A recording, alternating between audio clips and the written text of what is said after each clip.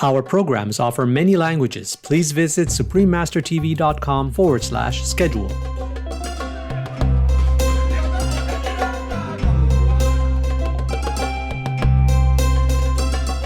The Cultural Wealth of Nigeria, Part 1 of 2. Continue watching to find out more.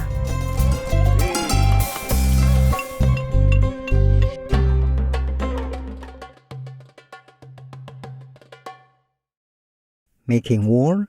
Don't you feel people hate you enough already?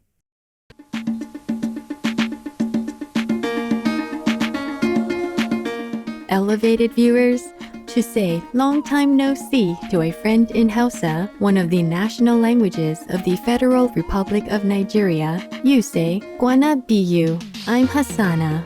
The pure-hearted people of Nigeria are inspired by your heavenly way of life that's loving and kind to all beings. May you be protected by all the past and present saints and sages. Welcome to our show, The Cultural Wealth of Nigeria, Part 1 of 2.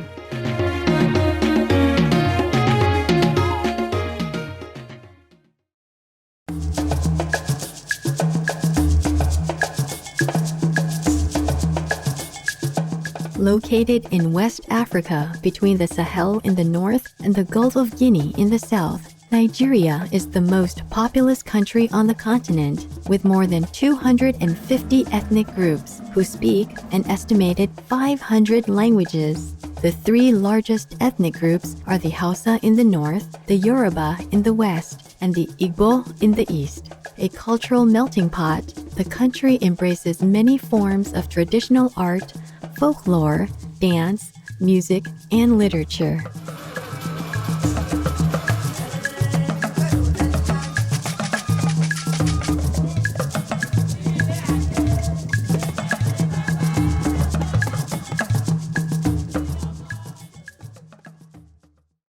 One of the nation's most iconic features is the Hausa people's traditional architecture, which tells the stories of their history and folklore. It reflects their environment, culture, and way of life.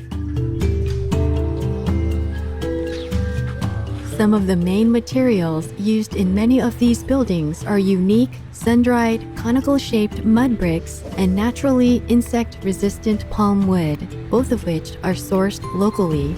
Windows are usually small and placed high in the walls to allow plenty of light and facilitate good airflow, which is essential in the hot and humid climate. The walls are thick for insulation and reflective to help them stay cool even under the bright sunlight. The layout of the houses is similar to a town and comprises an inner, central, and outer core encircled by a wall, complete with a gated entrance. The inner core is reserved only for the residents and close relatives, while the outer and central cores are accessible to visitors and the public.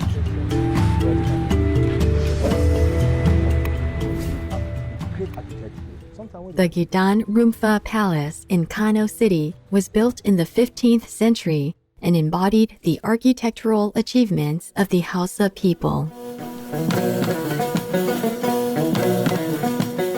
The citadel has designated spaces for different functions that fan out from the inner core, from private chambers for the king and his family to meeting places for officials and outer quarters for guards and artisans, which covers a total area of 33 acres. The palace is still in use by the current emir, His Excellency Aminu Ado Bayero II, and his family.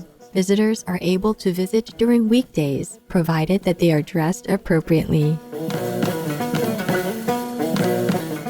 Pre-colonial buildings of the Yoruba people are typically arranged in a rectangular shape surrounding an open courtyard, which provides a convenient space for socialization and collaboration between families. Rooms are relatively small, have no windows, and are mainly used for sleeping. The palace of a king or a chief follows the same pattern, except that there are several courtyards spacious enough for hosting special events. They are also usually decorated with murals and carved posts and surrounded by gardens.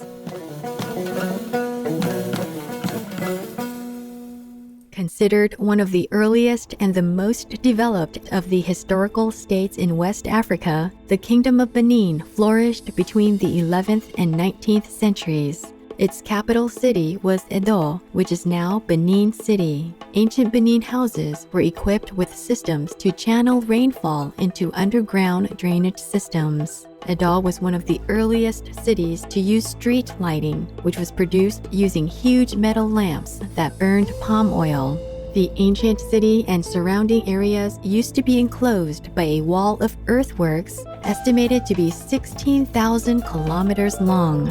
According to the Guinness Book of Records, 1974 edition, it was the world's largest earthworks carried out prior to the mechanical era. Recent studies show that the actual length of the wall could have been longer than the Great Wall of China.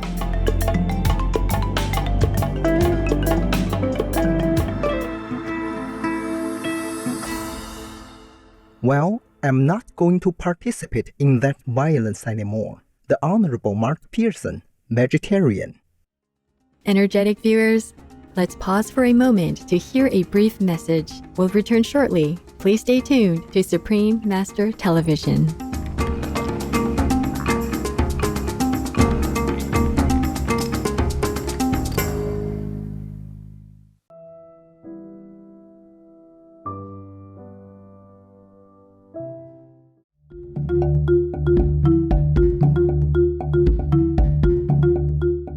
Welcome back to our show, profiling the rich culture of Nigeria. One of the earliest human settlements near the Benue River nurtured the Nok culture from around 500 BCE to 200 CE. This ancient civilization is known for its brilliant bronze work. The town of Igbo Ukwu has many archaeological sites, which were found to contain highly sophisticated artifacts dating to the 9th century AD. The Kingdom of Benin was also known for its magnificent metalwork. The royal palace in Edo was lavishly decorated with thousands of elaborate carved plaques and statues, which have become known as Benin bronzes. In more recent history, many Nigerian artifacts have been collected by museums around the world. On February 19, 2022, 2 Benin bronze artifacts were returned to the Oba Palace in Benin City. One was a cast brass sculpture known as the head of an Oba, or king, and the other was a sculpture of a cockerel. 6 months later, the Horniman Museum and Gardens near London promised to return a collection of 72 Benin bronze pieces to the Nigerian government, marking another step forward in recovering the country's lost cultural heritage. Along with traditional metalwork, wood carvings, stone carvings, pottery, and glassworks are also popular Nigerian crafts that have been preserved. Since the 12th century, Benin, Lagos, and Okja have been the centers of wood carving, and wooden ancestral figures reflect the history and beliefs of the people. The Yoruba and Igbo's cultures have a long tradition of carving wooden posts and chip doors and have established sophisticated carving styles and systems. One of the most important Yoruba artists of the 20th century was Olowo of Ize, whose talent was praised by the country's oral poetry and whose work was selected for exhibition in London in 1924. Some young Nigerian artists are currently trying to preserve their creative traditions, such as Emmanuel Nakwelugo, a Nigerian sculptor and carver who promotes his Igbo culture and produces notable works of art, including beautiful traditional household utensils. The Essia stone sculptures are Africa's most extensive collection of stone carvings. Over 1,000 figures have been sitting for centuries in Essia, a small Nigerian town. Most sculptures are believed to have been used for either religious or court activities. The Essia stone sculptures reflect Nigeria's long history of stone carving, which originated around the 17th century AD. Another 300 monoliths were found in a village in the Cross River. They are primarily carvings of people's ancestors. People still use the monoliths to pay respect to their ancestors during the local New Yam Festival, which is held at the end of the harvest season. Pottery is one of the oldest, well-preserved handicrafts in Nigeria. Dating back over 3,000 years, this cherished craft not only produces necessary household items, but also attracts tourists and archaeologists from all over the world. The pottery craft has been practiced mainly by women in Nigeria and expresses beautiful cultural elements of different tribes and ethnic groups. The most frequently used decorations for traditional pottery are geometric patterns such as circles and loops, or patterns of natural elements such as leaves, insects, and animal people. For example, Nigerian gwari water pots are often decorated with patterns of bird people, lizard people, or scorpions. Okigwe or Imo and Suleja or Niger are currently the main centers of pottery in the country.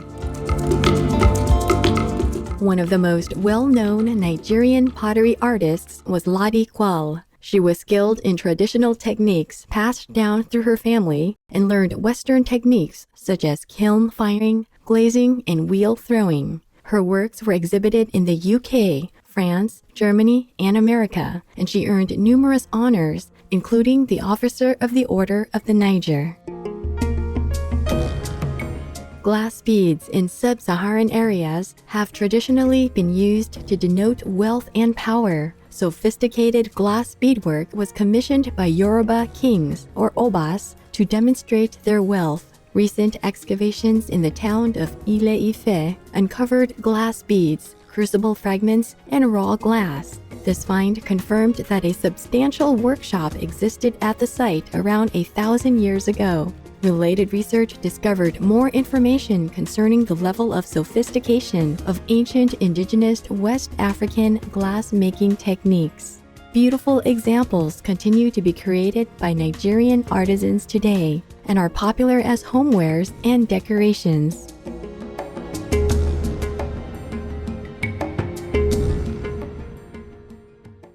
No to heaven, 'cause the suffering of others doesn't concern you, does it? Vibrant viewers, thank you for your company today during our program, The Cultural Wealth of Nigeria, Part 1 of 2. Up next is Shining World Compassion Award recipient Allison Argo, vegan, cinematographer for the innocent, right after Noteworthy News. May we soon peacefully share our magnificent planet with all animal people in heaven's blessings.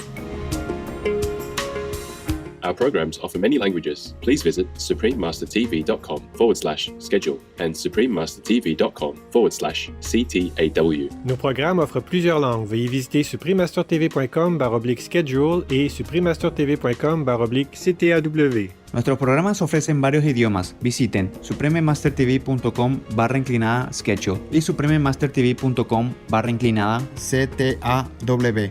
Chương trình của chúng tôi cung ứng nhiều ngôn ngữ. Xin xem suprememastertv.com/schedule và suprememastertv.com/CTAW.